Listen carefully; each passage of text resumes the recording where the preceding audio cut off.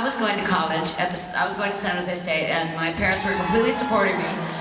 The rest of the band weren't going to school, so I was doing two things at once, but my mom and dad didn't make me put that money in a savings account. They actually let me keep it.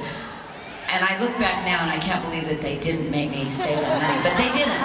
So anyway, I saved it up for myself, and I had heard this rumor that there was this clothes store in downtown San Francisco that the famous rock and roll women went and bought their clothes.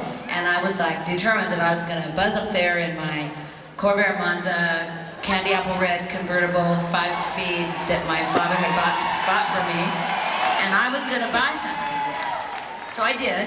I found the store, and I walked into this store, and I knew the second that I walked into the store there was nothing there that I was going to be able to afford.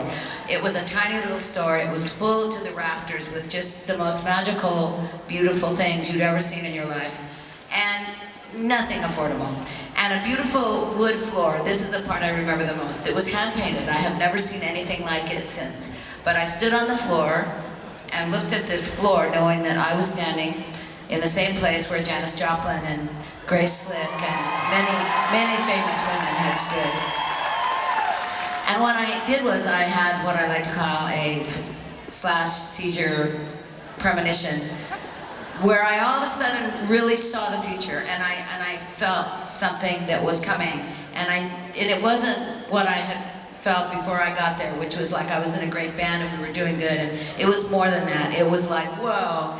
And it was, what I saw was that day, it was this. I saw Mick and John and Christine and Stevie and Lindsay and Fleetwood Mac. And the reason I'm telling you this story is because I want you to believe in yourselves and know that no matter what anybody says to you, that if you have a dream and you believe in it, you have a passion for it, don't ever let anybody get in your way and tell you you can't have it, because you can. You can have anything you want if you just work really hard for it, and you can get it. So anyway, this store was called the Velvet Underground. The Velvet Underground. So in your heart, live in the Velvet Underground. The song is So I'm Back to the Velvet Underground, back to the floor that I loved, to a room with some lace and some paper flowers, back to the gypsy that I was.